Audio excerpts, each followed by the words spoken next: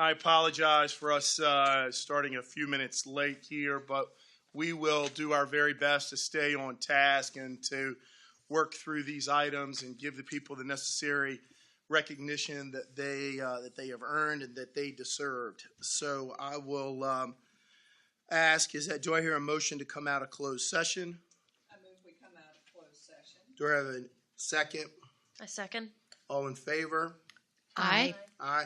Ms. McBeath, could you read the certification of the closed motion, please? Closed session. Yes. Whereas the New Kent County School Board has convened a closed meeting on this date pursuant to an affirmative recorded vote and in accordance with the provisions of the Virginia Freedom of Information Act, and whereas Section 2.23711 of the Code of Virginia requires a certification by the New Kent County School Board that such closed meeting was conducted in conformity with Virginia law.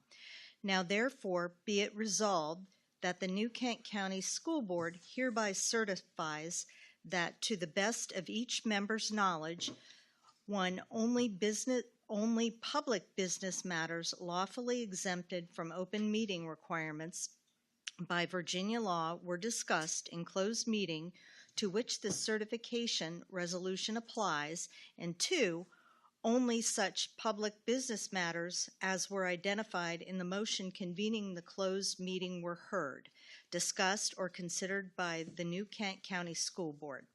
Thank you, Ms. McBeath. Do I hear a motion to approve the certification of the closed session? I move we approve the certification. Do I have a second? I second.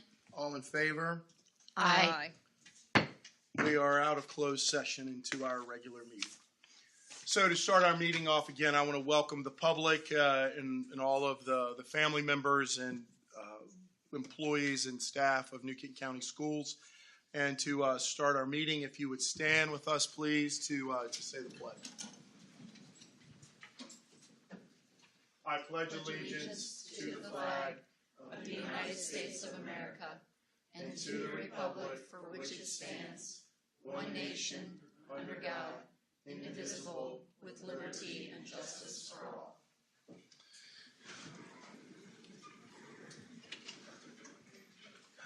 We will move forward on our agenda today, and item number 3 with presentations and recognitions. And the first presentation we have is the Teachers of the Year by Dr. Brian Nichols. Dr. Nichols. Thank you, Mr. Mead. We are very excited to honor our Teachers of the Year for each of our school buildings, including the inaugural Quinton Elementary School Teacher of the Year, first ever, and then our Division Teacher of the Year. So the State Department has shifted the Teacher of the Year calendar, which is why we've shifted ours earlier. What it means is we're going to celebrate our Teachers of the Year for a long time. So we celebrate them at their schools by surprising them. We are celebrating you tonight. We're going to have a big end-of-the-year Team New Kent event where we'll celebrate you again. There are going to be parade rides and, you name it. We are doing it. But tonight is about our Teachers of the Year. And you want to talk about a difficult process. Selecting a single teacher from a single building in New Kent is almost impossible. And to a person, when we came to the classroom and talked about it, it's like, me? No, this could be this person, because we're a team and we have so many fantastic people. But you are who we're honoring tonight. So I'm going to say a little bit about you, and then we have some really cool stuff for you. If we messed, Johanna's already ahead of me. Good. So we have a lovely bag. So that would be for the New Kent Elementary Teacher of the Year. You also have a personalized pin that has your school on it. So one of one. And other cool stuff in the bag. So really want to thank our Human Resources Department. We're trying to step up our celebrations and recognitions, and tonight is just that. So, but you're not here to hear me, so let's talk about our Teachers of the Year. So our first Teacher of the Year is from New Kent Elementary, and it's Miss Terry Nash.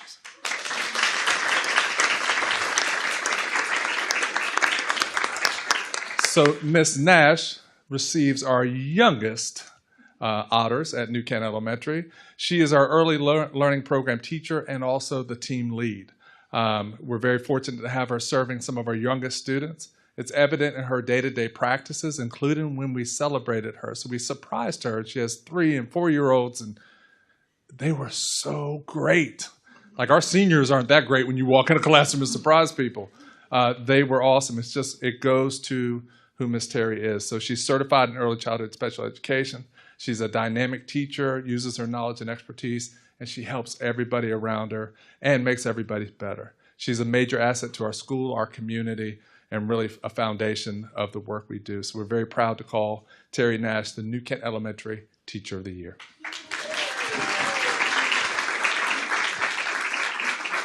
So, Miss Nash, we're going to have you, we're going to line you up so then you got to stand there all embarrassing and everything. So moving to George Watkins Elementary. Yep, we're on track. Is George Watkins Elementary's Teacher of the Year is Miss Carol Ann.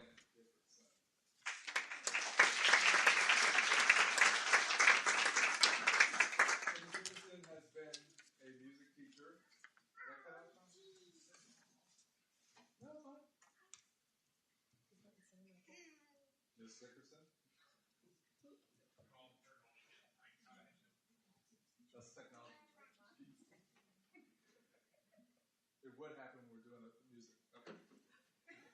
We're going to roll. Once a teacher, always a teacher. Flexible. All right. So Miss Carol Ann Dickerson is the music teacher at George Watkins Elementary. She's been a music teacher for over 10 years. She believes that music is the universal language that connects people across cultures and nations. And I promise you, every time you go to her class, they are do something really cool, and for me, a little scary because she's going to bring you in and you're going to have to do it too. So this year alone, she's conducted 2 evening programs, which I had the pleasure of attending, which were phenomenal, and I know there's another one coming up. She runs weekly chorus practices before school, even has her bucket drumming club perform at the school board office. That was a couple months ago. If that wasn't enough, she was awarded the Veterans of Foreign Wars Teacher of the Year for post-7176. She allows students to be successful for music, and we're very proud of her, and she represents the school well. So George Watkins Elementary Teacher of the Year, Ms. Carol Ann Dickerson.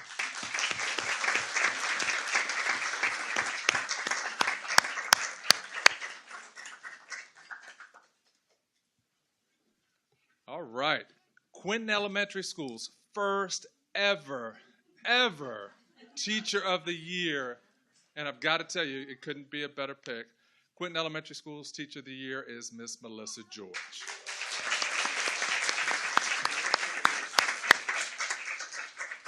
So Quinton Elementary is thrilled to announce Miss George as their inaugural Teacher of the Year. She is Quinton Elementary's K-2 cross-categorical special ed teacher. She's also the school-wide special ed lead at Quinton.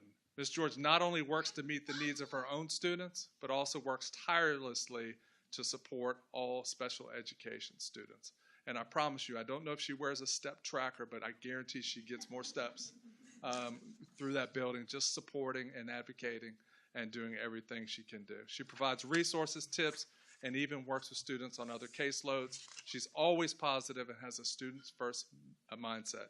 Teachers praise Ms. George for always being available for help. So Quinton Elementary School's Teacher of the Year, Ms. Melissa George.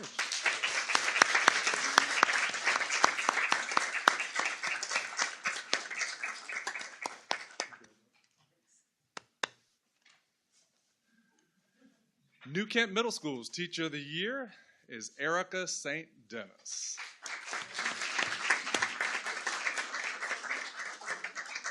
Miss St. Dennis is a world language teacher, and she is the 2022-23 New Kent Middle School Teacher of the Year. I promise you, everybody that I've talked to about Miss Dennis being the Teacher of the Year tells me something new that I did not know about Miss St. Dennis. So not only being New Kent Middle School's Teacher of the Year, she may also be the most fascinating person alive. So Miss St. Dennis is an incredibly talented teacher who always demonstrates enthusiasm, kindness, and respect for our students. She's also what I like to call a gap filler. When there is something that needs to be filled, whether it's jumping in for theater or jumping in for this, Miss St. Dennis is the first one in, and it's incredible. She's a great listener, always provides insightful guidance. Ms. St. Dennis is supportive in the classroom. She gives her students every opportunity to succeed and engages them in meaningful learning experience. She's also the Fine Arts World Language Department Chair, passionate leader who is always calm and encouraging. So congratulations, Erica St. Dennis.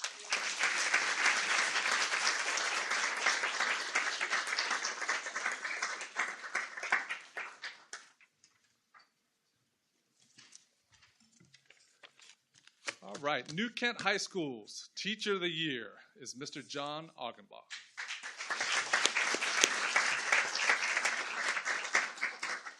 Mr. A engages students like few others in the building. I will add that he also engages adults in the same way. If you stop by his classroom, prepare to be there because he's going to show you all the cool things he's doing and what's next and what he'd like to do. So that kind of enthusiasm is contagious. Students have the ability to exercise choice in his class, and they're able to take risk in the safe environment that he creates. He builds relationships with students that contribute to a focused yet relaxed classroom atmosphere. He collaborates with other departments. You're going to see one of his collaborations later this evening in the meeting. He quickly wins them over with his caring nature and sincerity. He's a consummate professional. He volunteers his time and skills freely. He also invites me to cool things like the ice cream machine that pulled up to the back of our building one day. That was incredible. He works incredibly well with administration and central office staff to move CTE forward. He leads career and technical education for us. He has a tremendous tenure at New Kent High School. He's also a great recruiter of other talented teachers, so we thank him for that. He's been a force of positivity. He produces incredible things. His kids contribute to not only the school, but also to society through their service. So I want to congratulate New Kent High School's Teacher of the Year, Mr. John Augenbach.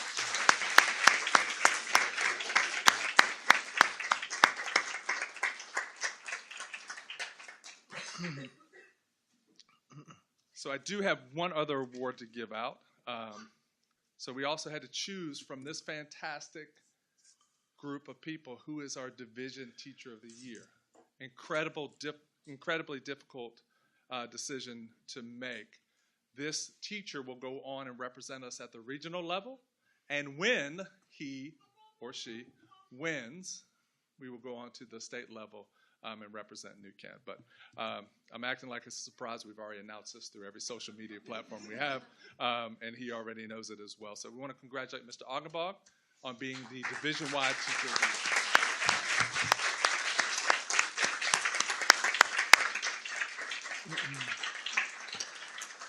Dr. Nichols, can we get a chance to get photos? Say again? Oh, we take photos? Oh. Yeah.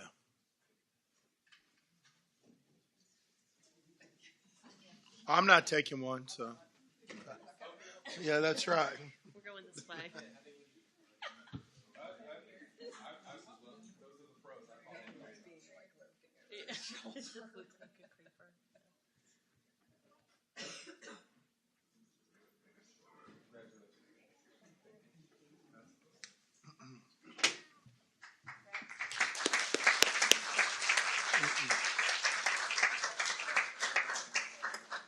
So I would be remiss if I didn't mention that our incredible administrators are here as well, supporting our teachers, including Mr. Moncrief, New Kent Elementary, came back out of retirement to support us tonight. So thank you for being here. Thank you to our administrators for being here and supporting these incredible teachers. So great way to start a meeting.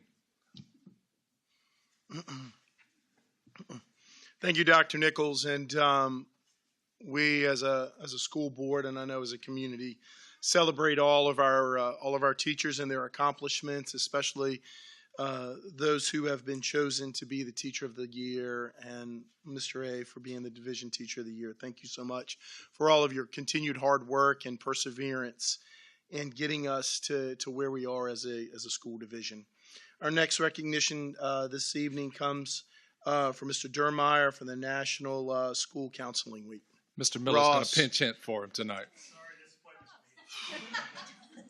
Members of the board, Dr. Nichols, it's my pleasure to come before you tonight in celebration, really, of what our school counselors do. Next week is School Counseling Week, and each of our buildings will be recognizing our counselors in different ways. But so thankful for the different ways in which our counselors serve our teachers, our students, as well as our administrators and families. They a lot of times are working one-on-one with students or in small groups. They lead classes as well as be a conduit for parents to reach out to the school and really work with them on receiving services for students. So we're very thankful. Just running through our counselors real quick. At George Watkins, we have Emory Reed, and at Newton Elementary School, we have Ms. Fisher, Ms. Cochran, and at Quentin, we have Ms. Carreras. Then at the middle school, we've got Ms. Addison, Ms. Malone, Mr. Hodge, and then at the high school, Ms. Allfield, Ms. Richardson, Ms. Wiggins, and Ms. Nixon. And as a team, as a countywide team, they do an amazing job for our families and our students and our staff. So we're very thankful for everything they do. Thank you. And Mr. Miller, is that for the recognition of National African American History Month?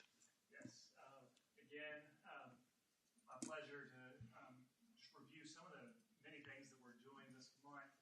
Each of our buildings has a variety of different ways in which they're celebrating the contributions of African Americans to our country. And we have hallway displays in just about all of our buildings. We have daily recognitions through the announcements going on. In our music classes, we're celebrating the music of African Americans, and then in each of our history classes, we're highlighting those as well. So it's just a pleasure to recognize the many contributions that the African American community has upon this country. Thank you, Mr. Miller. Our next recognition is for Career and Technical Education Month, and that'll be led by Ms. Jamie Hutchinson. Jamie, turn the mic on. I think I got it. Okay. Good evening, school board, New Kent staff, community members. My name is Jamie Hutchinson. I am the secondary supervisor of curriculum and instruction. And truly, I'm here to kick it over to none other than Mr. Achenbach, who is our CTE department chair at the high school. He has done, and that entire team has done amazing things inside of that building, as well as the middle school building, to be able to give skills to the kids really regarding career and technical education readiness. So, Mr. Achenbach, would you like to come on up? Thank you, sir. Thanks. Sorry that's like this. No, it's okay. I can manage on my own. Members of the board, Dr. Nichols, thank you. Members of the board, Dr. Nichols, thank you very much for having us, and thank you for the warm introduction, Ms. Hutchinson. Appreciate it. I'm still truly just absolutely floored at the variety and scope of CTE courses that we're able to have at a school division our size. It really is an accomplishment, and thank you very much for all of your support and for our administration as well. Thank you very much, and you know who you are, and you're here. But mostly, we'd like to thank our students and some of our other wonderful teachers. You know, we have everything between culinary, business, and marketing. We go to TV media. We have the technology and engineering, all the way through all of our wonderful economics and personal finance instructors, and on and on. And we're growing, and we're excited about being able to expand CTE offerings at our middle school for next school year. But what we'd like to talk about a little bit is how all of these things fit together. And I thought for a while about, well, what could I do to really paint a picture of how all the facets of CTE are woven together and really make an impact for our students. And Miss Ellen Merrick came in one afternoon and said, John, I can't wait to show you what my students have been working on. And I said, that's fantastic. And I breathed a sigh of relief because I knew I was off the hook for sending this message. So I'd like to ask if Abby and Ava and Pat would come join us. And if you wouldn't mind advancing to the next slide.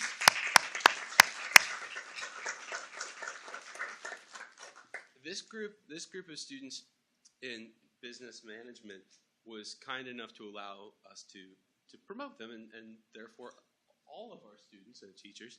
And if we're able to, and I hope we can get it with sound, if we're able to, we'd like to show off the culminating project that they came up with regarding making a business plan for a food truck, for a real small business they could actually implement. So I'll let you all do the talking, but we'd like to show what you did. So please, tell us a little bit about what you've got going. So our project for our business management class was we create a food truck. And one of the things that we had to do for it was create an app. and we ended up creating our own ad completely from scratch. Everybody in my group helped out on it. We all filmed it at my house one day after school, and it came out amazing. That's our food truck name, Beagle Bagels, and there's our menu up there. I'm very grateful that I was able to take this class and be able to do this project, because that class was able to teach me things that I didn't know about business, and it helps me work better in a group with people, as well as have ideas that I normally didn't have.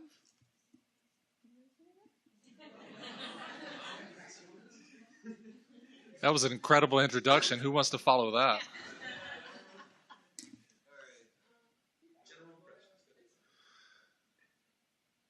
All right, so yeah, this was a video we did for the main final portion of it, where we had to make our own commercial. This is some of the early bits where we were designing the logo. Yeah, Abby made that. She was illustrating that. That was one of the main things we did early on. That's the final, close to final versions. That was when we 3D printed the 3D version of the logo. That's me making the diagram of the truck, like the little model. This is us making the bagel of our actual product we would hypothetically make. And now our commercial.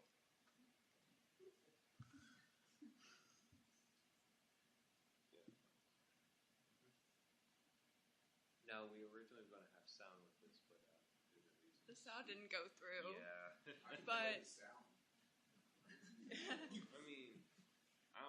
Can you sing the song? Well, I don't know the lyrics. I don't know all of them. But right here, Patrick said bagel delivery. Yeah. And you can see I put on a vinyl. It was Fleetwood Mac. The song in the background, though, is Chain by Fleetwood Mac. Yeah.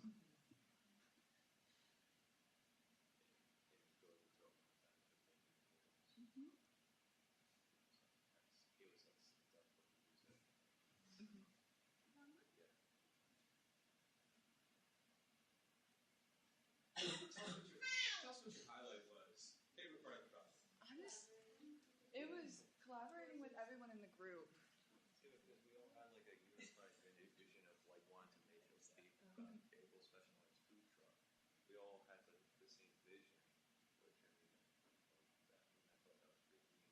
And at the end, I said, "Every day is Bagel Day," which is our slogan.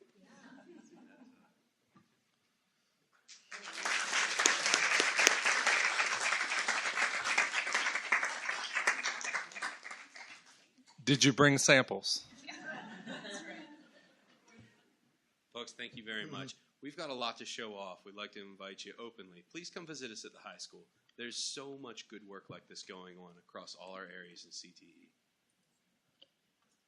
Thank you. I think it just shows the creativity and the perseverance of what happens when students work together. And with Ava and Abby and Patrick, I commend you and your parents for supporting you and encouraging you to think outside the box, to live outside the box, and to do things. And you know, I am an entrepreneur at heart, and I would love to see, and I'm sure all the folks here is that. So this is a challenge, Mr. A. If we buy you the trailer, will you put it together for Beagle Bagels? Right? Okay. You got to. Hey, there you go. I'm in. I could eat a bagel You could eat every it? day. Every day. But those are the type of things I think that just personally, that those are the things I love to see to come to pass for school. When a trailer shows up in the high school parking lot and it says Beagle Bagels on it, and you 3 students run it every day, is that, and there's no reason why it shouldn't happen, right? That's going to be in our CIP transfer for the. Because that's how passionate I am when students have that type of creativity. Is that if they're gonna create it and they wanted to see it to come to be a reality, I feel that is our responsibility as a community, as a board, to support our students and our staff in that, and it brings validity to everything that we do in the community to watch people pursue their dreams and their visions to make it happen. And if the county won't buy the trailer, I'll buy the trailer personally. I'll make it happen. If I give you the trailer, you better make sure you put a toaster in there. And the irony of this story is we have a trailer at our church that we will donate, an enclosed trailer that we will donate so that you can start Beagle Bagels. And that's a promise. So it's going to show up one day and it'll probably get towed because the sheriff's department will say, who is that from? But anyway. Public record. That's right. We are recorded. Our next recognition I will do, and it is the VSBA recognition of the school board clerk, deputy clerk appreciation week.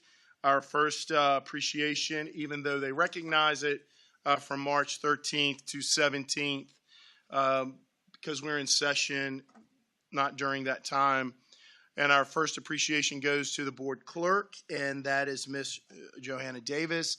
I just have to say personally about Ms. Davis is that she does an incredible job in keeping us all in check as a school board, in communicating with us, and then putting out all the public notices for us. And her efforts do not go unnoticed and unappreciated.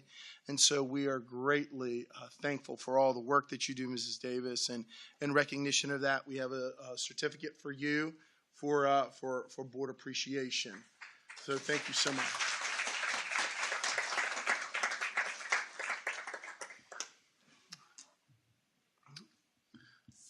Dr. Nichols, we want to also thank you for as being the deputy clerk to fill in and take those notes for us when we need that extra organization to get things done when Ms. Davis is not available. And so we want to thank you so much for your continued work in helping us as a board and as a community to make sure that we are meeting the needs of our students and of our staff on a weekly and yearly basis. So this appreciation goes to Dr. Brian Nichols.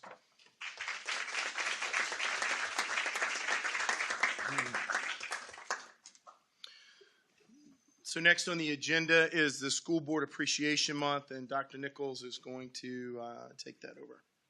Yes, sir. Thank you, Mr. Mead. February is School Board Appreciation Month, and we have an incredible school board that continues to move this organization forward and stays true to the strategic plan. So I want to personally thank the board as superintendent for your hard work and dedication. People see the meeting side of it, but don't see all the hours and conversations that go into it that lead to us opening, Quinton, that lead to us working through the next project and lead to us really prioritizing staff in New Kent. But I believe I'm going to turn this back over one more time to the reigning District Teacher of the Year, Mr. Augenbach, because we have something very special for each of you. So, Mr. A, you're up again.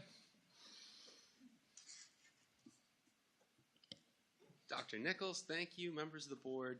I can tell you with certainty that when there are high school students that have a study hall, they would much rather come down to our workshop and create something than hang around and watch their phone after their homework's finished.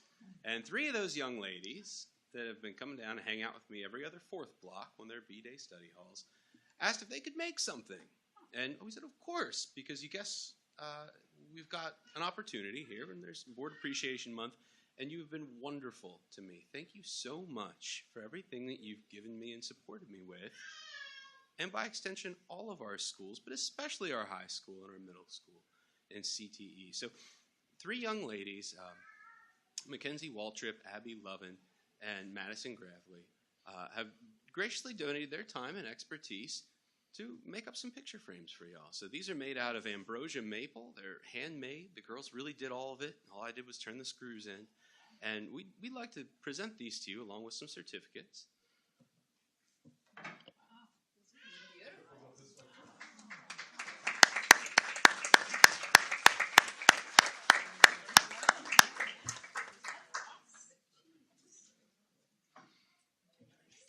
Thank you so much.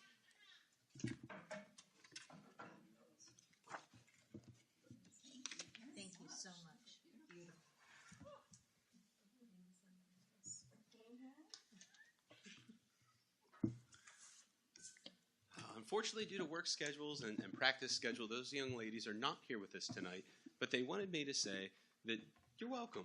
And we certainly are happy to make things like this. These are the kind of skills that we really want to impart to our students, and they thoroughly enjoyed this process. So we hope that you'll enjoy these.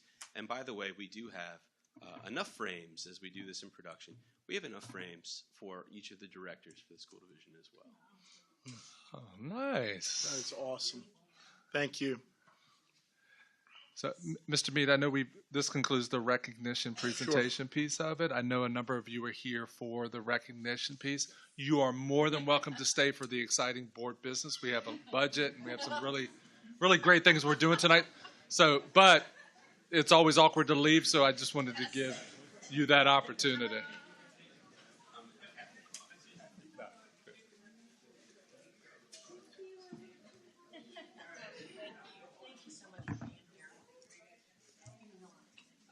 Thank you, Mr. A. Good job.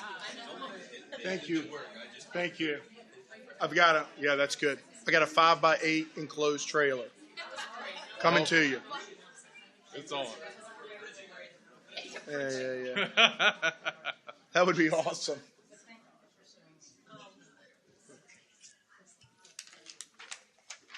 Bye, Miss St. Dennis. I'll say hi to my father-in-law for you. Please do. He's the nicest man. I know, I saw that. That was one of the facts that I didn't know. She was part of the... I was Abby Zorner's English teacher back at West Point Middle School. So, because I know you... Yeah, incredible. Wow. We're all connected. Yeah, we're all connected. That's the truth. It's a small teacher community.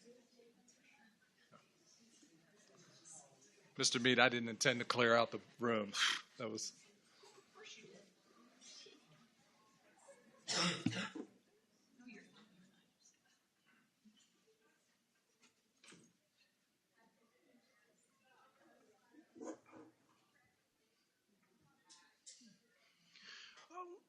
We will continue our meeting and on item 4, our consent agenda.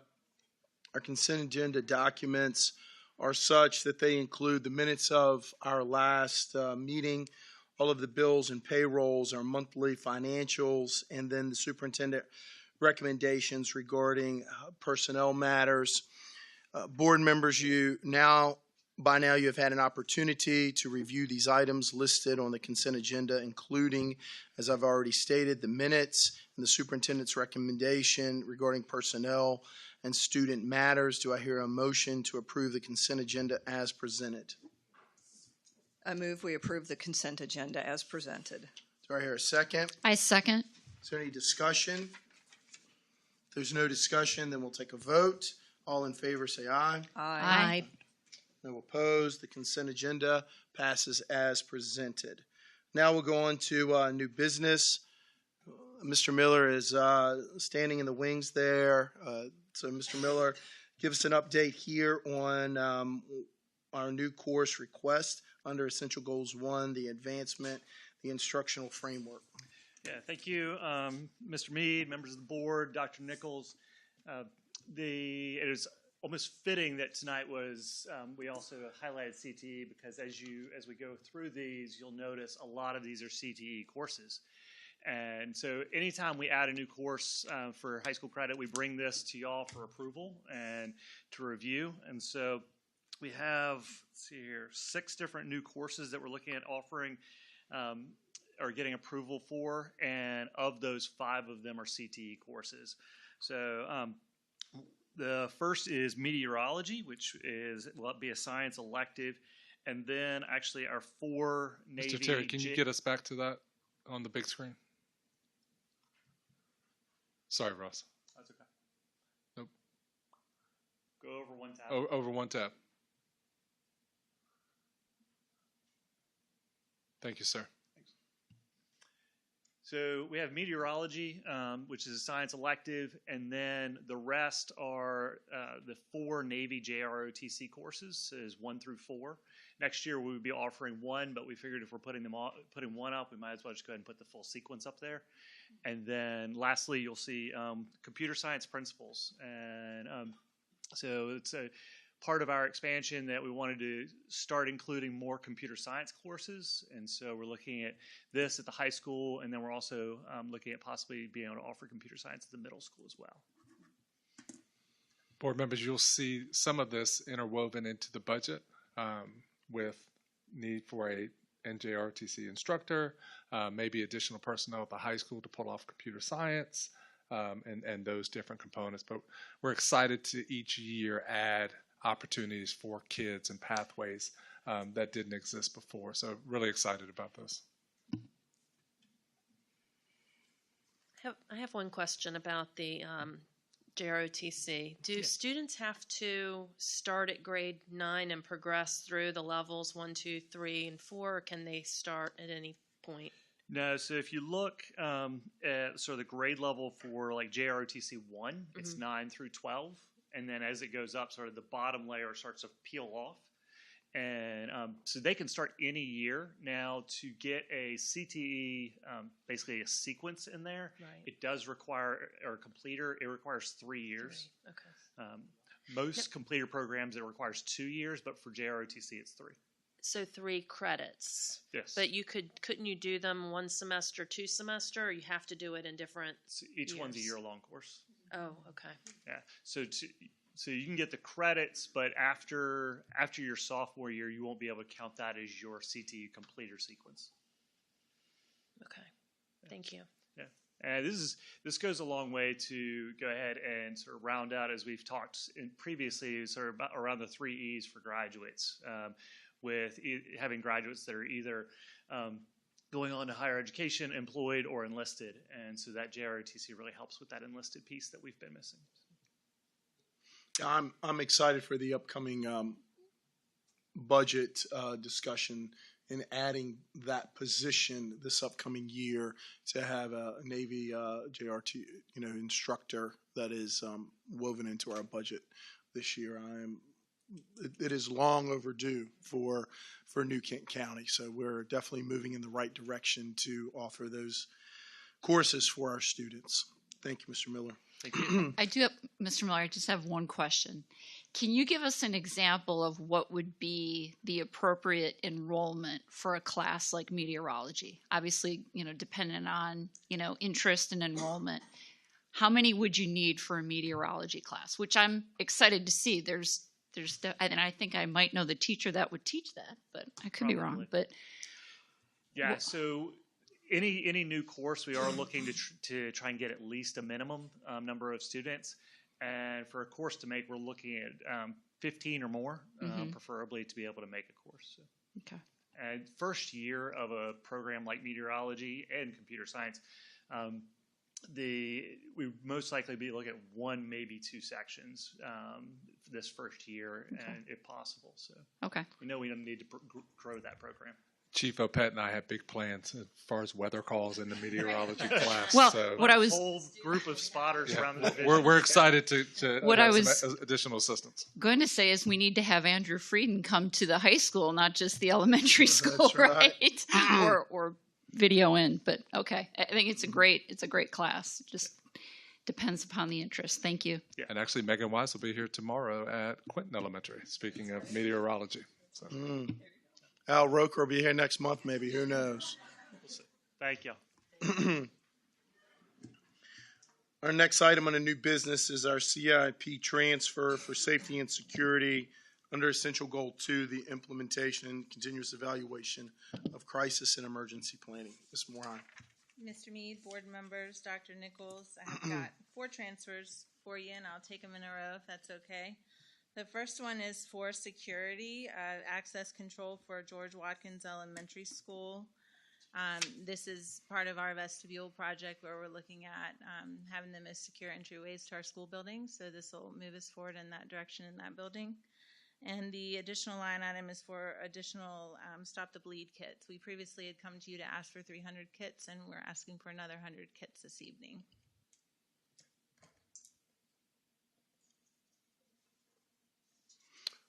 As a quick question on that transfer, Dr. Nichols, where are we in that construction phase of the vestibule type of security thing with all of this? So it goes by school, and if I'm incorrect, Mr. Hockman can jump in. New Kent Elementary, we expect material to be here in the next mid-February, with work starting shortly after that. This piece, once we say go, it will be ordered, and when it comes in, will be installed. The biggest project we have right now is the New Kent Middle School, because that is the construction of an additional vestibule. So that project is on our radar and is moving forward, and we've secured funding and have ordered materials, but it's a little longer out to get that done. We could be looking at that over the summer because of the construction that goes with that in the entryway. So it's not a project we would be able to do while school kids are in session. But if we get lucky across a spring break or something like that, we may be able to do it that way. The other two projects we're able to do and move around either while kids are here or at night. It's less extensive. Thank you. The next transfer request is for athletics for a total of $23,397.82.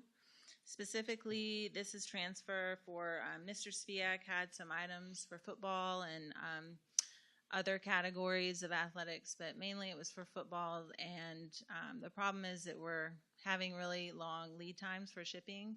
So we wanted to be proactive and make sure that we were able to get the equipment that we needed for next year. And so he placed an order, did that, and then also went to somewhat of a show where you can go and buy equipment, and we let him proceed with those items because we're just simply worried if we wait till July 1 that we won't be prepared. The other items on here is additional funding to support softball and also officials in our schools. We've seen increases in prices, and just being able to push into the athletic budget during this time to really support them and make sure that we're able to provide all those things. That's what we're doing and asking for this evening.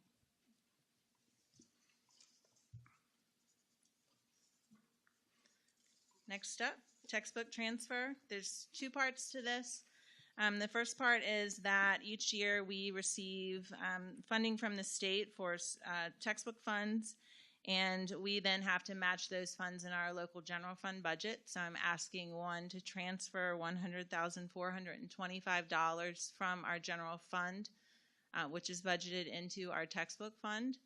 And then I'm also asking that we allocate a portion of our fund balance within the textbook fund. So this is carryover funds from prior years within the textbook fund of $730,442. Part of this request that we brought to you at the year end last year, basically to try to utilize some of our reserves to move us forward and be creative in some of the funding that we're using. Not only for Quinton Elementary School, we purchased the library books with those funds, but also other initiatives that we have in the district. So these funds are going to support a whole heck of a lot of things, and Mr. Miller's facilitated that. So this is the funding that we're asking to reappropriate into our textbook fund.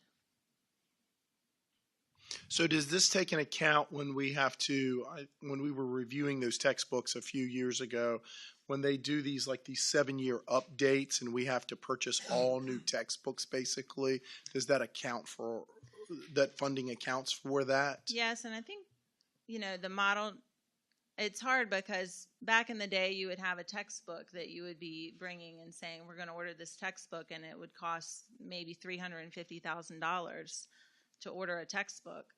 And now we have so many things that are software and online material, which is great because it's more up to date. It's cheaper. So the textbook funding kind of built up over the years, to be honest. And we just needed to find creative uses of these funds. Mr. Miller did a lot of research. We looked into what we could spend these funds on to make sure that we were using them appropriately. And it's really made a huge impact in our schools. So we're just kind of revamping how we're using those funds. Typically each year you have about $350,000 between the state funding and the local match that you can use. And I think we're kind of more on track now to make sure that we're utilizing those funds. So nowadays, if I hear you correctly, it's just as much digital as it is paper. That's from what I've seen in the bills. I would look to. Yeah, is that correct, Mr. Miller? That is, these funds we're also using to revamp, as she mentioned, our classroom libraries and our book rooms and things like that as well. So there's also a lot of paper in there, but yes, a lot of our year-to-year stuff is additional. Gotcha. Thank you.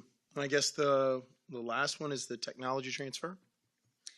Yeah, so last year, I don't know if you remember, but Mr. Terry did a presentation about a 6-year plan or a plan to really move New Kent kind of from where we were into the future of kind of what his vision was for the division. And so we've worked very closely together to really strategize how do we go about doing that, not only utilizing one-time funding that we have available, COVID grant funding that's available for just those purposes, and then also looking at the budget to see what type of shifts do we need to make. So we have done just that. We've ordered things through ESSER funding for technology in our classrooms. We have asked last year for a one-time request from the board. Thank you for that. We did a lot of really good work with that transfer. And we're asking you today for an additional transfer, one-time funds, which is the bulk of this, $290,000 of this is for the touch panels that we put into the elementary schools, New Kent Elementary and GW. So we're just trying to make sure that we're trying to get everything kind of back on track and where we want to move it forward. And then you'll also see kind of that being passed into the general fund budget, but not necessarily all at one time. So you're going to see shifts, not big buckets of money that we're requesting for to utilize general fund dollars. So this transfer, does that, Dr. Nichols, or I guess Mr. Terry can answer this too, is that, so does that cover us now for the elementary schools that the technology is now So George Watkins. updated? Yeah, so George Watkins was complete before the winter holiday. Okay. And our goal was, and thank you to Mr. Terry for, getting it done a lot faster for New Kent Elementary was spring break. So the materials have arrived and they're beginning to install at New Kent Elementary as well. So that will take care of elementary. And now we're looking at how do we bring middle school and high school online. So it'll be a big push initially, and then we'll get into the replacement cycle of every X number of years and have it budgeted through. Okay. So a lot of our smart interactive boards were end of life or just completely dead. So it's been a huge upgrade. We got a lot of elementary teacher input on it, and the results have been pretty awesome. So yes, this would round out elementary. Good, thank you. A portion of this request is also for the Wi-Fi network infrastructure expansion and additional Wi-Fi access points at New Kent and GW as well. Small portion of it. And just to expand on that one, so these interactive panels, TVs, there's one plug and it plugs into the wall. There are no other plugs that go to it. Everything is cast and wireless. So when you do that across a building, you notice other things that need to be upgraded. So Mr. Terry and his team noticed immediately that we had to upgrade Wi-Fi in our network to be able to handle that. So the teacher, no cords, just completely wireless, but we have to have the wireless network to back it up. So he's doing both and. So everything we're going to now, if I hear you correctly, is all touch panel. Is that correct? Is that the new technology is all touch panel? So the previous technology we had with the smarter Promethean interactive whiteboards were touch, but it required a separate projector and it was single touch. So one person at a time. Now, I don't know the limit to the current interactive TV panels, but I've seen like 8 and 10 people up there at a time. So it's multiple user. It's multiple user. We can also take, so every kid has access to a Chromebook or a tablet. You can cast that up there. So, Ms. Daska, I'd like to see your work on this problem. You can cast it directly there, take us through your thinking. It's a lot more flexible and a lot more interactive, and it's no longer a single point. And it also, we're no longer in the business of replacing bulbs and projectors that are often device specific. So Smart has theirs, Promethean has theirs, and we were retrofitting a lot of that. And we spent a lot of time replacing and buying bulbs. All of that is now gone in the elementary piece for GW and New Kent Elementary. The other great thing is the lights can be on in the room, and you can still clearly see, just like with these panels here, you don't have to have a dark classroom to be able to see the board. So you have that flexibility and option. So, and it's one of the few things right now that there is not a giant supply chain drag on. We're getting it quickly. We've gotten great pricing on it, and we found a great partner. So we want to thank Mr. Terry and his team for that piece. Thank you. Thank you, Ms. Moran. Thank you. All of these transfers will come before us in the as action items. The next is the calendar update by Mr. Hockman.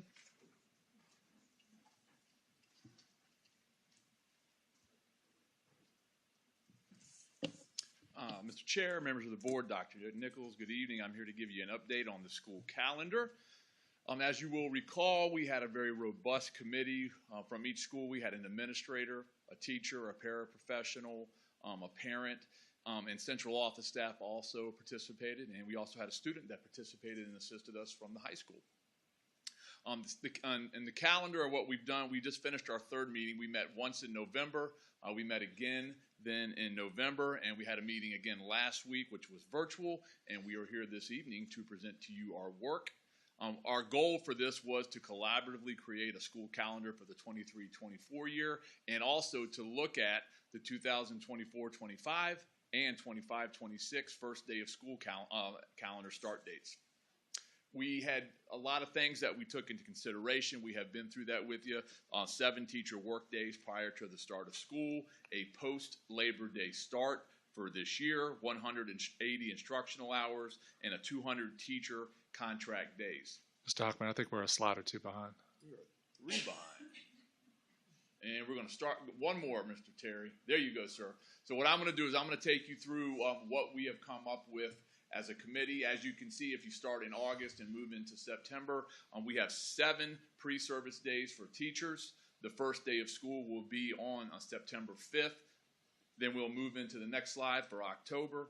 One of the goals of the committee last year when we had a lot of discussion was trying to find a day each month for staff to do work, to be off, to have an opportunity to catch up. And what you'll see in October, on the 16th, that will be one of the 2 at-home learning days that we are putting on the calendar for this year, for next year.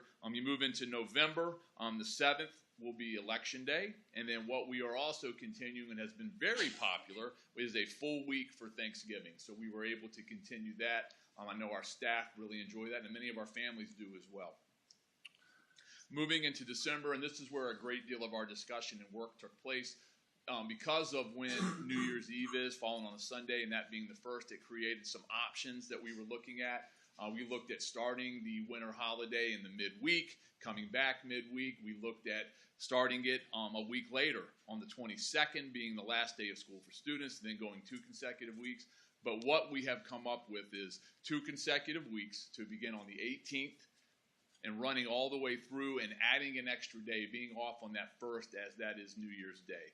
It does put an extra day into the schedule for winter break at 17 days. Typically right now we've been at 16 days, but the committee's worked closely, and Mr. Miller's been of great assistance trying to make sure that we are meeting all of the things that we need to instructionally, seat hours and things like that required for graduation. The 31st, and then moving into February the 1st, the teachers will be off on the 2nd. The 31st and 1st will be early release days for both elementary and for secondary schools. That's an adjustment this year. We heard the feedback from elementary staff loud and clear, and we've included that for them both days. Moving into March, the 11th will be the 2nd at-home learning day or virtual learning day. And then into April, traditionally we've had a week at spring break, and we will continue to do that. And then into May, we have Memorial Day weekend coming up at the end of May. And then finally, going into June, the last day for students will be the 14th, and both the 13th and the 14th will be early release days for elementary and secondary. That is what we have kind of come up with. It's a little bit of a challenge this year with where New Year's fell. It gets a little easier next year. We'll go back to a traditional winter break with 16 days, but we felt that it made the most sense to do that, and I think it's something we'll be able to kind of look at in the future and see how that worked out for us in terms of hours and that sort of thing. The other thing we looked at, this upcoming school year, obviously we're having a post-Labor Day start. What we wanted to look at is transitioning to a pre-Labor Day start. Some of the local communities around us, you can see most of them are starting pre-Labor Day. We've listed some: West Point, Richmond, Williamsburg, James City County, Chesterfield, and Henrico. What we are going to do, and because it also fits with a lot of what's going on for our regional programs, it sort of makes sense in terms of calendar. For the 24-25 school year, we would transition to 1 week prior Labor Day, and then that second year, 25-26, going 2 weeks before Labor Day. Obviously, we didn't want to push that out right now for this upcoming year. As we know, many families have vacations planned and all sorts of things going on, but this should give families enough time to plan appropriately for summer break and those types of things, and hopefully this helps us align instructionally with what's going on around us and with regional programs. Yes, ma'am. When we have, if we go to the 1 week pre-Labor Day or 2 week pre-Labor Day, will that allow students to come back from their winter break starting a new semester?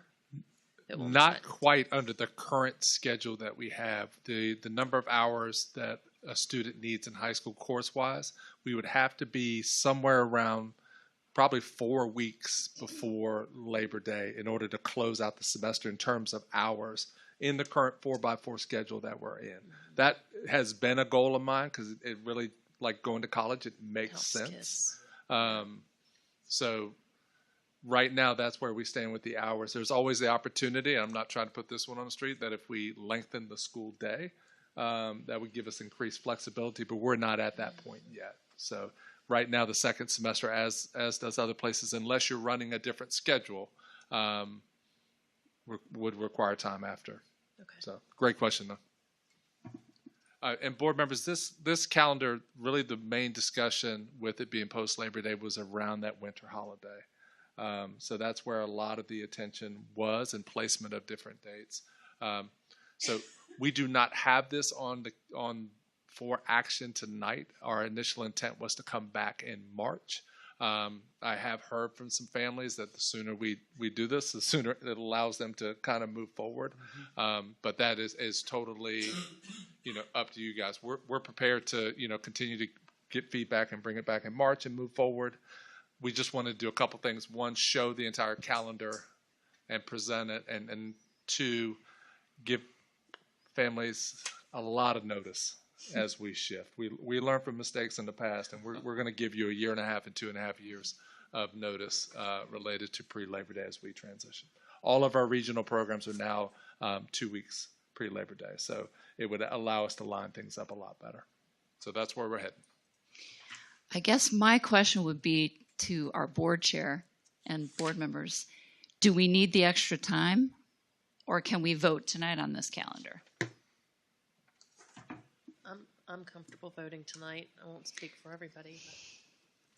I mean, I don't know what, I mean. Yeah, people are waiting for a calendar. And well, the what's important to me is that we had a committee that was a lot of people that were included in that. I actually, as a parent, answered the survey that went out, regarding the dates for the holiday. So I know that was done well. I agree. I think we've been discussing this for quite some time, and I think the due diligence has been done. Mm-hmm. And the committee, actually, one of the things that was not a sticking point at all was coming back a week earlier than 2 weeks. It really was okay. So, and I was a little surprised by that, but it was not a big deal. I think, obviously, as Dr. Nichols mentioned, this is something that's been out there for a while, and we're one of the few school divisions not doing that. So board members, as just a piece of technical support, you would have to amend the agenda with a motion to add an action item for calendar, which will require a second, any discussion, and then a vote. If successful, we would move that to be action item. An action item. Action item G, just for point of reference. Okay. Go ahead. I move that we add an action item to approve the meeting, I'm sorry, not the school board, the make a calendar update, that we move to approve the calendar by adding an action item G to tonight's agenda. Is there a second? Second. Any discussion? We'll take a vote. All in favor, say aye. Aye. It's been added to the action item G for consider approval for a calendar update. I will say, I think the wisdom in this is in doing it for 2 years, it allows parents and teachers as well as staff to prepare way in advance for their own personal lives as well as their professional lives on how to plan in the future.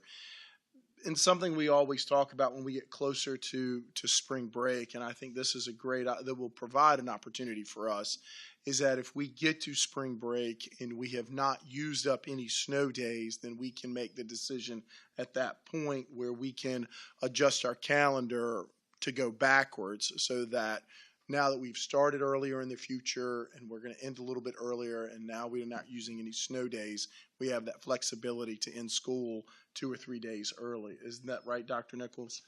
Yes, sir. So we have a number of days and hours built into our school calendar.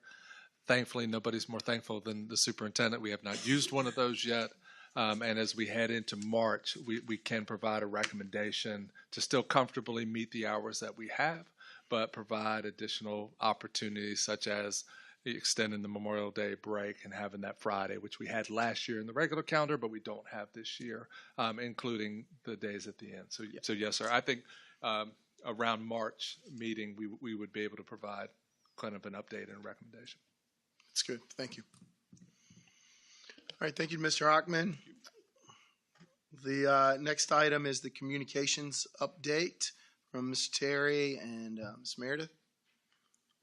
Yes, and as they're coming to the Oh, podium, you're not even getting any support, Ashley. So Mr. just come Terry on is up. not leaving the booth. Here he comes. So as they're coming to the front, work with Sean and Ashley. So you hear me mention Ms. Meredith's name a lot in these board meetings. So it's great that she's here to kind of talk through some of the work. But some of the questions we get is around notifications and communication. So we wanted to really highlight communications because we've done a lot of work there, but also talk a little bit about what goes into how we communicate and when we communicate. So take it away, guys. So, members of the board, thank you for having us tonight. I'm going to let Ashley do most of the presenting because I cannot talk right now. So,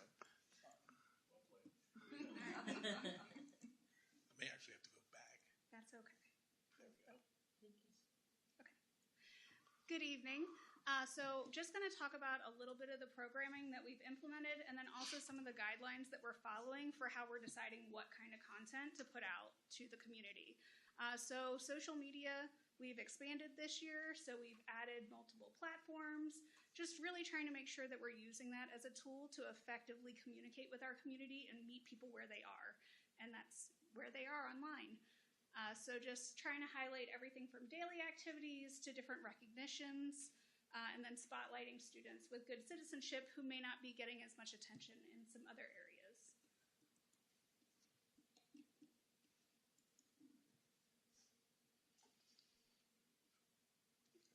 So for our programming, I set up these guidelines towards the end of July. So we post at least twice every weekday at prime time. So for us, that's going to be 6 a.m. and 7 p.m. We're including those different things that I just discussed on the last slide. And then also just trying to continually engage our audience using those popular hashtags, things like Motivational Monday, Travel Tuesday. We do our Teacher Tuesday and Student of the Week. Those are always very popular. And then just checking back through the analytics to make sure everything is going smoothly. So one of the things that we also wanted to make sure that we discussed is that we do have guidelines that we have to follow and legal obligations. So FERPA is going to be the most important, so that's in place to protect student privacy. We have a very robust permission to photograph form that parents signed off on at the beginning of the year through their virtual forms. But this means, we have to be careful about releasing different information about students. Obviously, FOIA is also important, so making sure that we're not deleting comments just because we don't particularly care for them. We have to make sure that it would be something that's inappropriate for the platform or as a personal attack. And then, of course, IDEA just provides some additional confidentiality for students with disabilities. Right. So just to interject a little bit, from our FOIA compliance area, all of our social media platforms are considered public forums.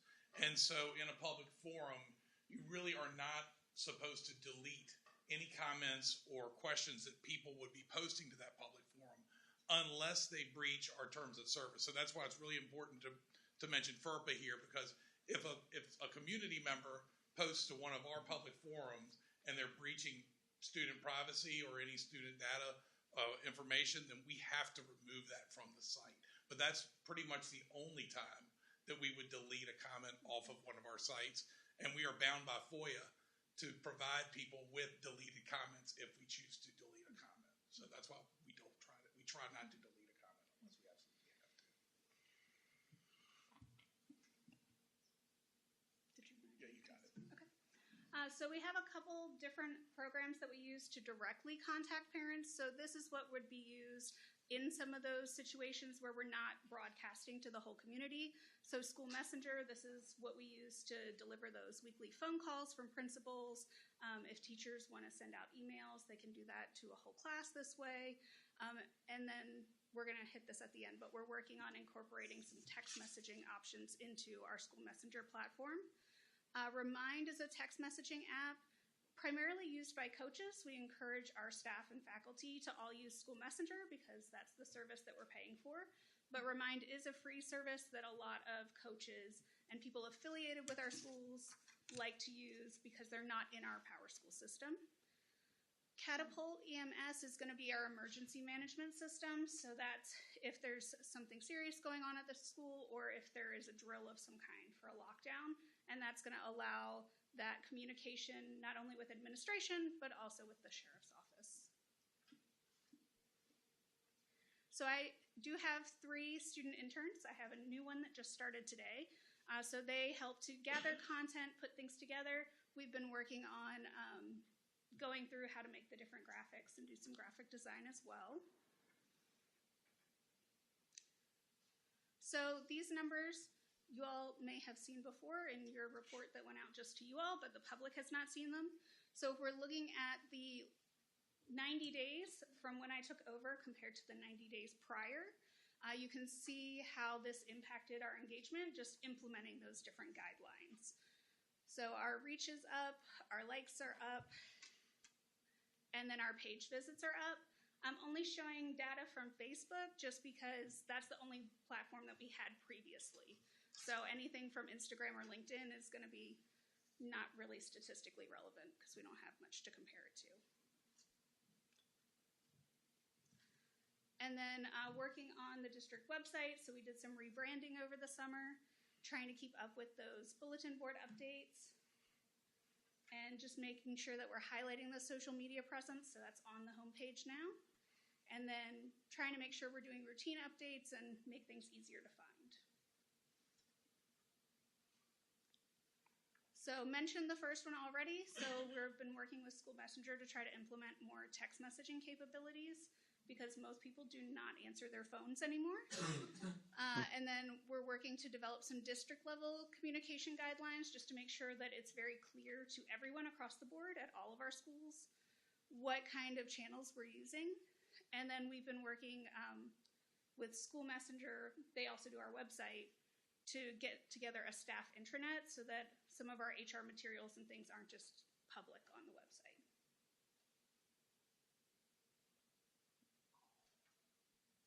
So you guys got any questions for us? Just a comment. I have to say this is probably one of my favorite initiatives that's been brought to us. I think that we can't over communicate. So I think it's really important that we keep trying to improve and keep getting better. You're doing an amazing job. I can tell a huge difference just in what I see on social media and things like that. So I really appreciate your hard work. Thank you. Yes, the evolution of our social media and communications in general is just phenomenal over the last couple of years. So very well appreciated. And I just want to note, there are times that we don't communicate a specific thing because it involves a specific student. And it may involve something medically related to that student. So one of the things we always talk about, if that was your student and your medical thing with you would not want us to communicate that too. So there are times that we intentionally do not communicate, but if safety of a group of students or safety of students is at question. So if we do a lockdown, If it's a modified lockdown, a real lockdown, anything of the sort, we make sure there's a communication there. We had something that occurred at one of our elementary schools a few weeks ago, and we talked through, does it meet this, does it meet that? Okay, we can push that communication out to everybody. So we go through a decision-making tool when we do those communications. So there's oftentimes that Facebook will beat us to a communication, almost always, because it doesn't have to be accurate, and it can be posted pretty quickly. But there are times we will not communicate that because it violates some of those guidelines we have to follow. But if you or your child is involved, we're going to make every effort to make sure that you're communicated to directly. So there are things that, and Ashley really taught me this part about, there are things that we're not going to post to Facebook because it's not for commentary. It is through our website, or it's through this vehicle, or it's directly to families. And so I just love how intentional the team is about how they do communicate. We still have big plans and big work moving forward, but we're light years ahead of where we were. Yeah, I agree. Great job. I'll tell you, one of the best things I've liked about what we've done is the student and the teacher highlights, because I think it is a platform for our community that shows the investment in the system. It shows the investment in teachers and shows the investment in students, and it highlights who they are. And in all honesty, when you put the faces now that you see, you start to look for those people. You look for those teachers. You look for those students, because now you are aware of, oh, yeah, I saw them. And I'll go back to what Dr. Nichols said about the Facebook platform. My experience has been, and I think all of us can say this as board members, is that it is probably the most dangerous tool that is used to communicate with, in ways that, because I tell people all the time, nobody cares about what you had for dinner. You're the only one who cares about what you had for dinner. And I use that sarcastically because what Dr. Nichols said, we usually get comments out before we can push it out. And usually it's because they probably care about it more than the public cares about it. And while we're so hesitant, is because we want to push out correct information, just not observations of, guess what, I just got a call from my son today who is in high school, or a text message, and this is what I heard, what happened, right? And so we want to be very cognizant of making sure that we do follow the correct protocols of communication, so we are pushing out the right communication. And that's one of those things that can be very, very dangerous when, as Dr. Nichols said, we have people commenting on things and do not have the full story. And so I thank you for vetting that as best we possibly can before we push something out, so that we are pushing out the correct information. Because at the end of the day, we're going to read it in the Chronicle anyway, so it doesn't matter. But yeah, thank you guys. I mean, like you said, you can just tell from the statistics of the likes and people that are looking now that weren't looking a year ago. And so thank you so much for your hard work in doing that. Thank you. The next item is the appointments of the school board members to various committees and external boards. All of our school board members are involved in external boards, and we are assigned, whether it is to be involved in the Education Foundation, Bridging Communities, Chesapeake Bay Governor's School, Code RVA, school renovations, advisory boards, VSBA representatives, or just being a part of the local schools as well. We all school board members voluntarily take on those roles as support pieces, and so we have chosen this year to keep our current assignments that we have had in the past to represent each individual school. And so we just want to communicate to the public that we do participate in those boards, and we are aware of what is going on in the community outside of just New Kent County. because of our responsibilities to the community and to the individual schools as well. So I just wanted to say that we are going to retain our positions in our current capacity as board members in those divisions, and we will. Should we list them off? Yeah, we can. Yeah, we can do that. So for Bridging Communities, I will be the representative for Bridging Communities. Chesapeake Bay Governor School, Ms. Staskell will be the representative. Code RVA will be Ms. Swinford. The Gifted Advisory will be Ms. Barber. Maggie Walker Governor School will be Ms. Barber. New Kent Education Foundation will be Ms. McBeath. New School and Now It's Renovations will be Ms. Barber. School Health Advisory will be Ms. Staskell. The VSBA representative will be Ms. Swinford. And then the alternate will be Ms. Staskell as well. And then the contacts for the individual schools will be Watkins will be myself. New Kent Elementary will be Ms. Barber. Middle School will be Ms. Staskell. High School will be Ms. McBeath. And Quentin Elementary will be Ms. Swinford. Mr. Mead, we'll make sure what is posted online has the updated names Okay. in it as well. Yep, So thank you. this does not require board action. Now to our old business. We'll go to we had a couple of changes that needed to be made to the school board meeting calendar update because of some conflicts. Dr. Nichols? Yes, sir.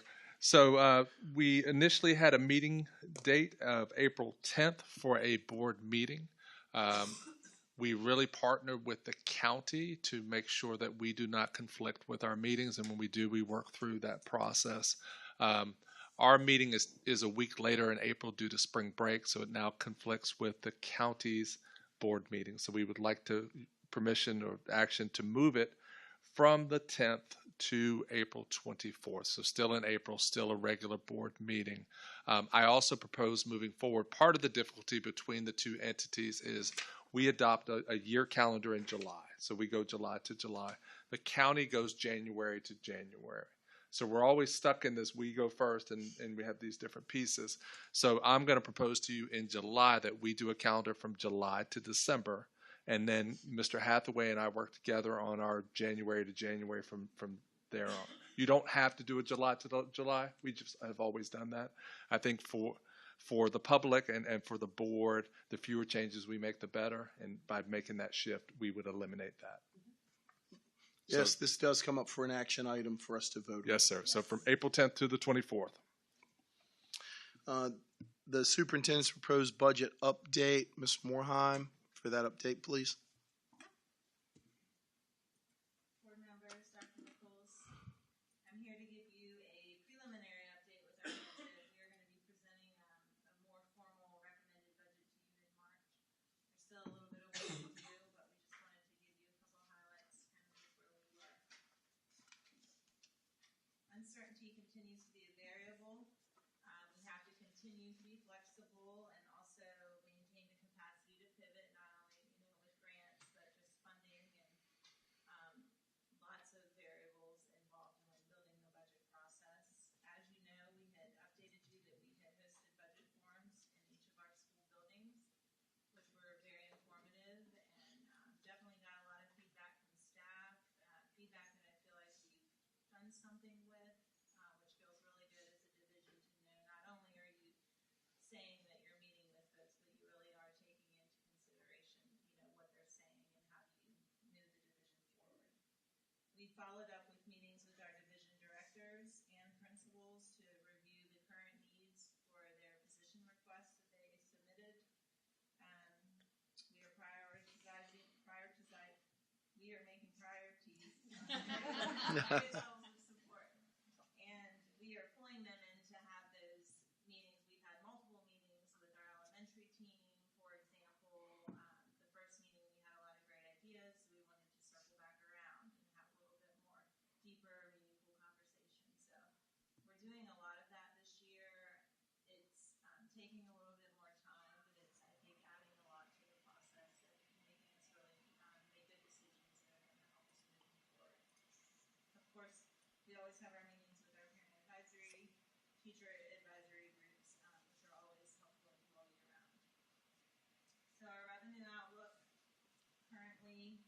additional state revenue is at $2.4 million, and that's with a budgeted ADM of about 3,450. I'm not completely set on that just yet. Dr. Nichols and I have had a couple of conversations about potentially bumping that up. Not too much, maybe 10 more, 15 more kids, and it's certainly something that we try to watch. We always try to be more conservative here on this side. It's hard when you're growing so quickly to really know what's too conservative and what's conservative enough. So we're just trying to monitor that and really watch that. Our local composite index remains the same. There was a state calcul error. I'm sure many of you have heard about it in the news. It did impact New Kent by $374,000. I do think that the state is committed to helping school divisions through that and really understanding what caused it to make sure that that doesn't really happen down the road, and that we have the additional funding to really put that back in for divisions who have already kind of been through the process of allocating these funds. Haney, right now, when you're talking additional state revenues, you're talking based on the governor's proposed budget. So, right now, House and Senate have released what they're planning to do, and it'll go to crossover in those pieces. So a lot of variables will change, which is why you won't see a detailed budget tonight, but you will see one in March. Yeah, and the House and Senate adopted their amendments yesterday, and this will go for a full floor vote on Thursday. The DOE had a call today and told us that we probably wouldn't see our calcul, so we will have a calcul for the House version and then a calcul for the Senate version. Typically, what we've had to do is bring you kind of a mix of the two in our final budget recommendations. We're not quite sure yet where it will land. I do think we'll have more concrete figures by the end of February so that we're able to get really that information into our presentation in March. So stay tuned to see where that lands. We are asking for, currently, we have built into our calculations a $1 million request from the county, backing out $100,000 for our CIP transfer that we've had year over year, which the history of that was that it was originally for a one-to-one initiative for our laptops, and each year we try to pull that back a little bit to just really have that in our general fund budget. So we'll try to do that again this year. Continued utilization of grant funding. Obviously, we will have remaining funds in our ESSER 3, 2, some of our set aside. We will build those into the budget for the next year so that we continue to use those funds the best to move New Kent forward. So just a little chart up there that kind of shows just our general fund is what we're really talking about tonight, and you'll see that the change right now that we're predicting is about $3.2 million. I do think that will change. It will increase. I just don't know how much yet, and we'll be ready with our priorities once we get that final figure. Some of the highlights of what we're really considering, obviously the 5% salary adjustment that was included in the governor's budget, and you'll see here the cost for New Kent, and then the additional state dollars that we receive. So there is a local match portion of that. There is an option to do prorated increases for divisions that can't fully fund that request. It's a little strange because they also included the funding from last year. So if you didn't do the increase last year, or if you did and you can't do it this year, you're kind of at a bit of a disadvantage. But our goal is to get that in. There is a potential 1% bonus. I will say that in both the House and Senate versions, this has been reallocated to a higher percent increase in pay, which is good. In the Senate, I believe there is still a retention bonus that's paid through grant funds, so not general fund dollars. So that would be nice if that came through. Healthcare increases, we are projecting a rather large increase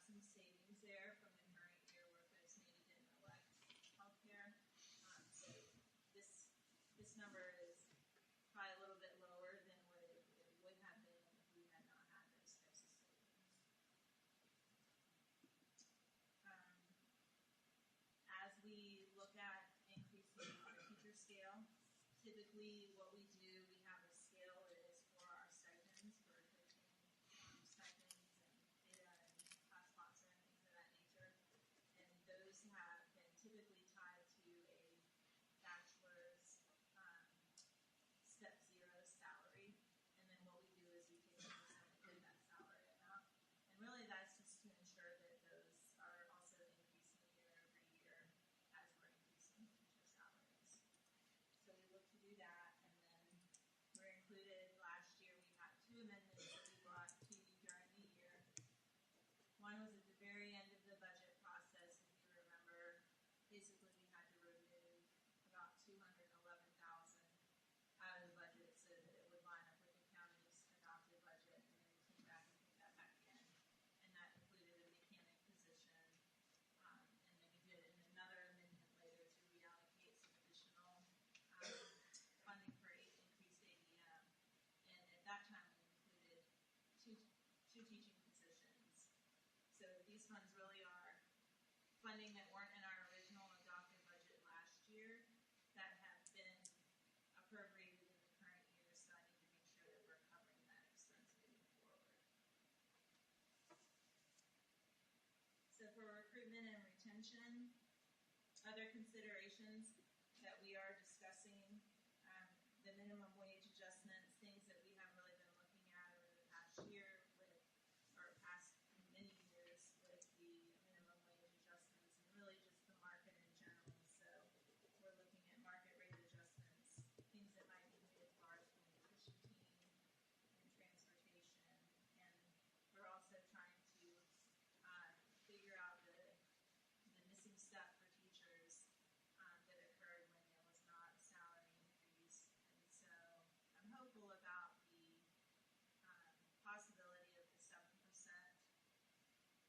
adjustment that's being proposed in the House and Senate, and patiently waiting to have an understanding of, does that mean that everyone has to have 7%, or can it be an average? We have in past years been able to decompress our teacher scale a bit with a little bit of wiggle room in that category to make sure that we're really putting those dollars into the scale where they need to be. If that makes sense. So that's something that we're looking at. Increasing the starting teacher salary at least by 4%. And then looking at school-based subs. Substitutes have been all over the place the past years, so it's really hard to find a number that really tells you kind of what your trend is. We have implemented, thank you Allison, school-based subs, and I think they've had a huge impact on our schools, and they really appreciated having those individuals every day in their building. So we want to continue those in our grant funds, but also look at now utilizing general fund dollars to see if it's an option to have additional positions like that we can fund, where typically maybe we would have been funding, a traditional substitute coming in every different days. And then you'll see the chart here, just updated on kind of where we are. Currently, it's sorted by the master scale, and you'll see there are a lot kind of right there in the $51,000 range, but that is typically the portion of our scale that we try to target to make sure that we're as competitive as we can be in that area. For our regional programs, we're really not seeing any increases, which is great news.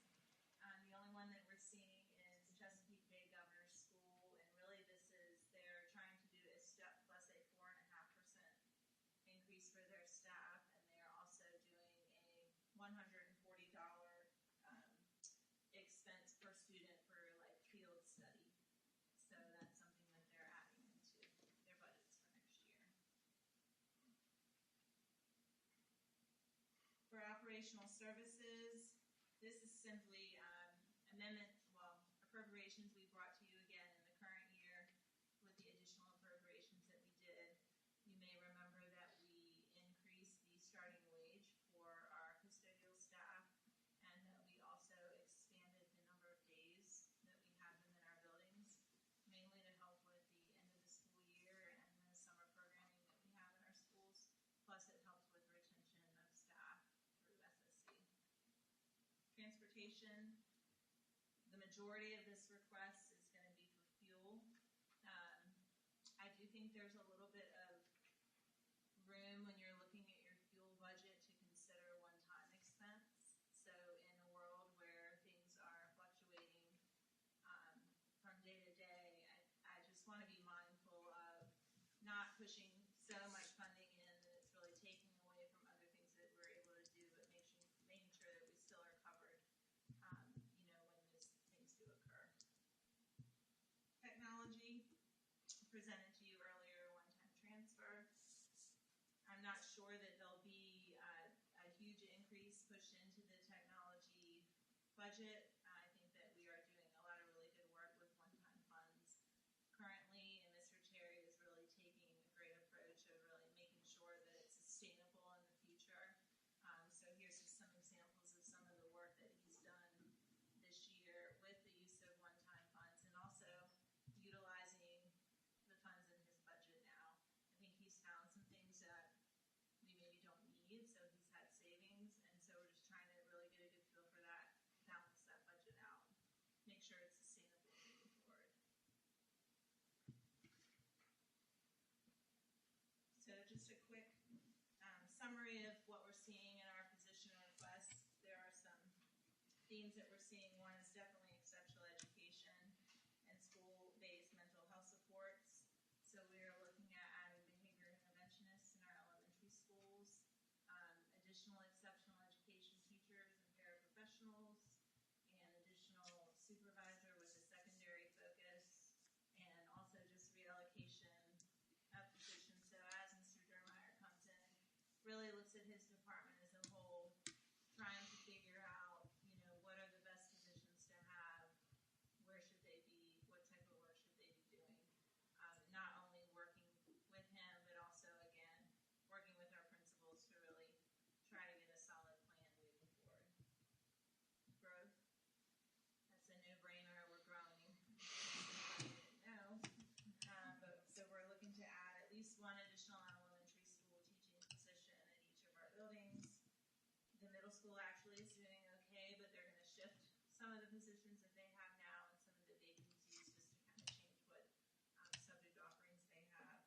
And in the high school, obviously, we're filling some of the vacancies we have there, expanding the options available. Obviously, our core cadet program, we're all very excited about that.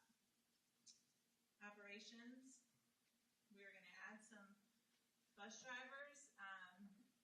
We have a lot of vacancies in bus drivers right now, so we are creatively thinking through making sure maybe adding the FTE, but not necessarily putting the funds to go with it at this time. It just helps with a little bit more flexibility. We do use attrition for some of our bonus structures and programs and things like that, so I wouldn't typically recommend that, but I think that will be okay and it'll help us to free up some additional funding. We're looking at adding a maintenance apprentice potentially for Mr. Pollock and some of the work that he does to be able to bring somebody in and really train them up the way that he wants to have them, teach them the new Kent way and really build someone and make sure that they're part of our team. And then Sean's working through some opportunities for students, and we did a lot of that this year, but we think we can grow on this and have students even helping with running the board meetings or helping with AV and technology equipment in our schools when we have outside people coming in, community use of our buildings. So that's something I think that we're going to try to implement or continue and grow that a little bit. And then obviously we're going to keep using our grant funds as long as we can to do anything that's going to benefit us moving forward. So next steps, we will wait and see what the most recent calc tools say next week with the Senate and the House versions, and we'll update you and let you know what that means for New Kent. We are continuing to prioritize our position requests and work with the county on the funding that's available through our county request and how it lines up with our state funds, and just really continue this work that we've been doing all month. We're going to present to you on March 6th. Mr. Hathaway will present his budget to the Board of Supervisors on March 13th.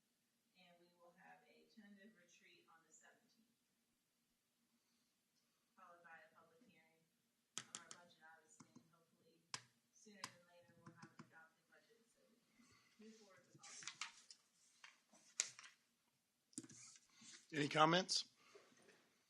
I just have one quick question. When you talk about adding an FTE for the bus drivers, but then not funding it, are we talking about a vacancy factor that you're basically saying we've always got one in turnover, so you overhire so that you?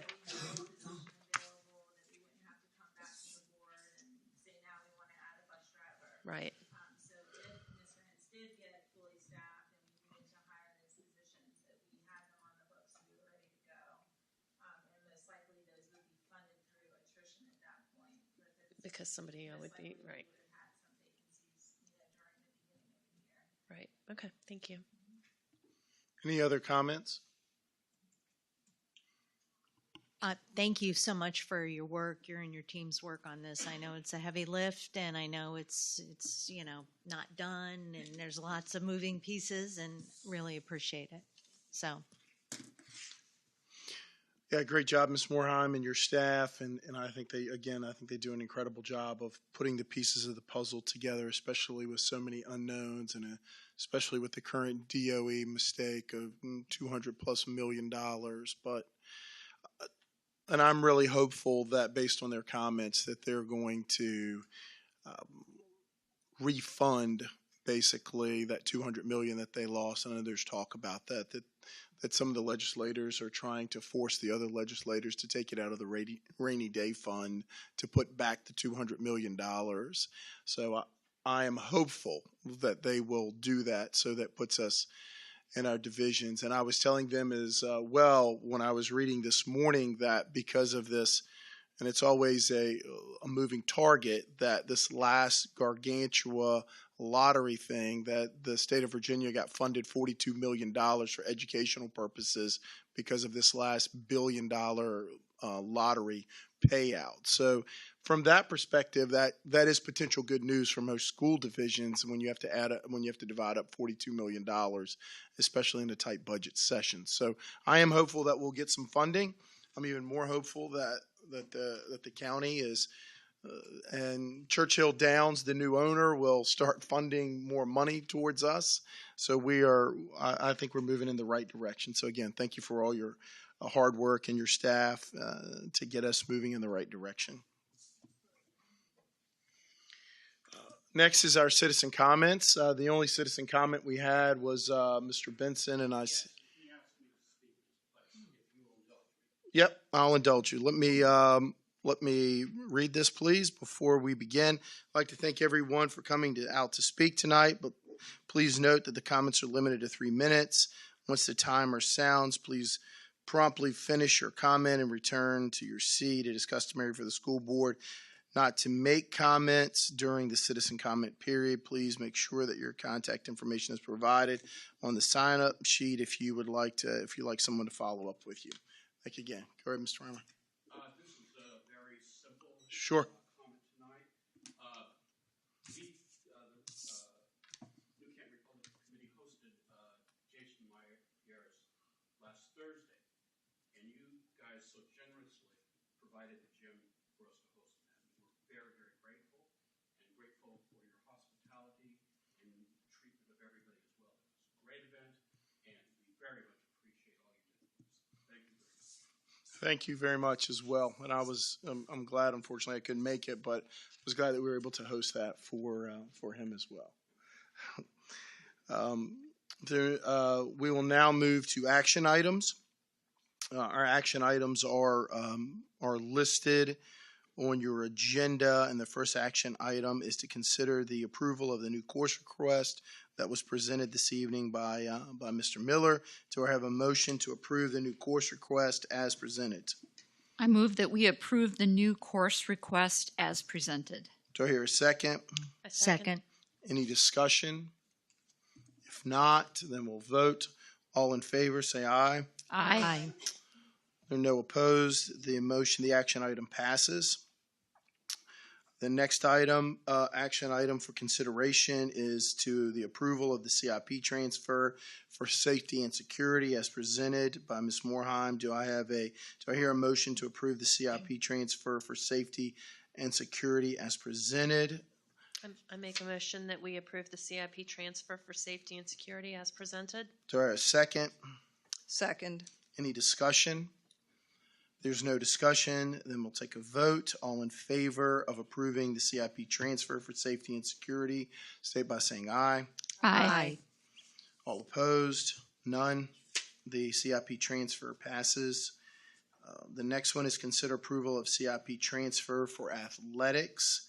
Do I hear a motion to approve the CIP transfer request for athletics as presented? I move we approve the CIP transfer for athletics as presented. Do I hear a second? I second. Any discussion? There's no discussion. We'll go to a vote. All in favor of the CIP transfer for athletics, state by saying aye. Aye. Any opposed? There's none opposed. The CIP transfer passes. The next action item is consider approval of textbook transfer and appropriation. Do I hear a motion to approve the textbook transfer and appropriation as presented? I move that we approve the textbook transfer and appropriation request as presented. Do I hear a second? Second. Any discussion? If there's no discussion, then we'll vote. All in favor of the approval of the transfer for textbooks, state by saying aye. Aye. All opposed? There are none. The textbook transfer passes. The next item is the consider approval of technology transfer as presented. Do I hear a motion to approve the technology transfer? I'd like to make a motion that we make the CIP transfer for technology. Is there a second? Second. Any discussion? If there's no discussion, then we'll vote. All in favor say aye. Aye. Opposed? Nay. Then we will pass the approval of the technology transfer. The next item on the agenda is the approval of the school board meeting calendar as presented. Do I hear a motion to approve the school board meeting calendar as presented? I make a motion that we approve the school board meeting calendar as presented. A second? Second. Any discussion? If there's no discussion, then we'll take a vote. All in favor say aye. Aye. All opposed? None. We will approve the updated school board calendar. The last action item, as we talked about, is the approval of the newly presented, I guess, that what Mr. Hockman did. The school division calendar. Yes. Is there, do I hear a motion to approve the new school division calendar as presented by Mr. Hockman? I move we approve the new school division calendar for the academic year 2023-24 as presented. Is there a second? I second. Any discussion? No discussion, then we'll take a vote. All in favor of the approval of the new school division calendar for the next 2 years, correct? Is that all in favor say aye. Aye. Any opposed? Nay. Vote passes that we will approve the new school division calendar that will be posted. All right, no other issues, no other questions. We will go to school board comments. We'll start with Ms. Barber down there. Ms. Barber? All right. I just want to, as usual, express my appreciation for the work of our administrators and teachers, making our school division one of the best around. We're becoming, I think, very desirable. We've got great CTE programs that are continuing to expand beyond what we could have dreamed of 10 years ago. And then I also want to thank Haney and her team for what's the beginning of yet another budget season. So thank you. Ms. Taskell? Yes, I would like to say how proud I am of all of our teachers. I'm especially proud of the candidates that we selected for the Teacher of the Year. They're phenomenal teachers. Most of my, at least 3 of them, my children have had directly. So that's always an added perk when you get to know them firsthand. But we do have some phenomenal teachers here in New Kent, and we are just so fortunate to have the best teachers right here in our backyard. And I think we took the top spot for growth. We used to be number 2 in fastest growing locality in the state of Virginia, and I believe that we have now moved into that top spot here in New Kent County. And so, looking at those the students and the number of students and trying to figure out how many we're going to have in the next school year is going to be additionally challenging this year. But I'm sure that our team is up for the task and really appreciate all the work that's happening behind the scenes to get us ready. Thanks. Thank you, Ms. McBeath. Boy, what a busy meeting tonight. Glad I had an opportunity to witness the Teacher of the Year participation and to echo Ms. Staskell's comments. We've got some wonderful staff in our buildings, and I'm really thrilled that they are there to teach our kids. So, and secondly, I want to comment on the technology piece. And listening to the investments that we have made in our buildings for technology for our kids. I mean, that really sets us up to use these computers and whiteboards and other various things. So our kids, they're immersed in it, and so they'll be so much more prepared, wherever they go as their education path continues. So I really appreciated that this evening. And then one other thing, just an announcement. I know it's never too early to mark your calendar, but from the New Kent Educational Foundation, we have got the annual Strides for Schools coming up in April, Saturday, April 29th at Colonial Downs Racetrack. And it will start at 8 a.m. with a fun run, followed by the 5K. And this is just such a wonderful fundraiser for our student scholarships, as well as providing much-needed grants for teachers. So put that on your calendar. We'd love to see you out there. Thank you, Swinford. Thank you, Mr. Chairman. Just one quick update. I know we have Mr. Valdrigi here. In partnership with the New Kent Sheriff's Office, I want to steal your Trojan News thunder, the high school and the Sheriff's Office is going to be hosting an information session on Tuesday, February 21st at 6 p.m. at the high school, the auditorium at the high school. It's an information session on a very serious topic, a discussion of controlled substances and THC edibles. So I encourage all families to consider attending that. So it'll be some good information. Really appreciate the high school working with the Sheriff's Office to put that session together. So that's all I have tonight. Thank you. Thank you for that reminder, Ms. Swinford. Dr. Nichols? Thank you, Mr. Mead. Second semester kicked off today, so we're officially downhill with the school year. It'll be graduation before we know it. We'll be at Siegel Center. Second, the Team New Kent store is live, so if you've ever wanted the great Team New Kent gear that we wear, you have your chance. You can find it on our website, you can find it on social media. The store is only open for a couple weeks, but you can get really cool stuff. So definitely get in on that. The proceeds from that, we're excited to announce, will go towards the first ever Team New Kent scholarship for our graduating senior, somebody who embodies New Kent and embodies teamwork. So we're really excited about that. So please order some stuff so we can have a great scholarship. Ms. Swinford mentioned the high school program that they're putting together. It's very important for families to continue to stay involved, because what students, kids, young adults are doing evolves. So with THC, whether it's through vape or through edibles, it's readily accessible and it's very scary.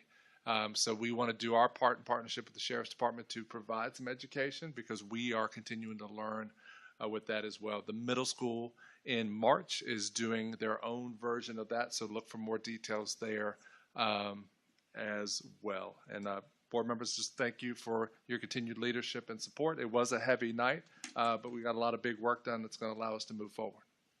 Thank you, Mr. Thank you, Dr. Nichols. And just a couple of things is that I just, I can never say enough about the opportunities that we have as a community to back up what Ms. Staskell said. When by percentage, we're the fastest growing community in the state of Virginia, which obviously has a great deal of responsibility and obligations from our constituents as well as the Board of Supervisors. And I think that we're all aware of that. And so it is a challenge, but it's a great challenge for us to be able to step up and to understand that we need to fund these initiatives in our school division so that we can continue to provide the excellent service that we have. I think one of the things that I'm probably most proud of as a board is working together in one accord. And when you see the tragedies that have happened in the different areas in our state, especially most recently in Newport News, it makes me really proud to be a part of a board, to have a superintendent and a staff that works in one accord, and that we look to take care of one another in a way that is that's encouraging, that's uplifting, that is supportive. And so my heart goes out to the parents and to the staff and the administration in these different school divisions that are facing all of these challenges before them now, of how they deal with the next cycle of things in their community. And I am glad that we serve a community that is doing everything that they can to be proactive, from security to communication, because we could never put a price tag on the safety and the security of our families and our students in our school division. So I am grateful for our administration and our superintendent and our board to be forward thinking in those areas.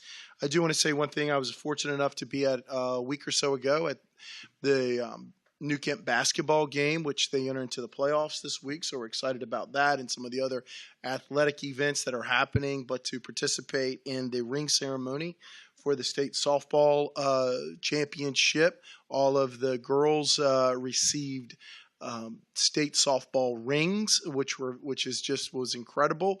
Dr. Nichols was fortunate enough to receive a ring as well for his participation as a fan. And I thought something that was really special that talks about our support for a community.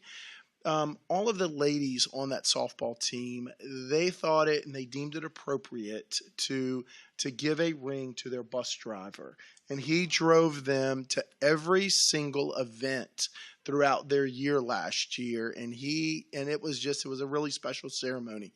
And I think it says a great deal about our community of supporting one another and rewarding them and showing them their appreciation. So that was a great opportunity for us to support our community and our support staff in that. But again, I can never say enough about our human resources and our technology and our financial team that does everything. And for you, all the elementary school administrators being here, and Mr. Valdrighi as well. I appreciate that. And I know Mr. Wheeler was here as well. It's just, you guys do a great job with the resources that are giving you to lead us and lead the next generation. And I can't say it enough from this microphone how much we appreciate your effort and your time. I know these days can become long, but you persevere and it shows and it is appreciated. So thank you so much with that.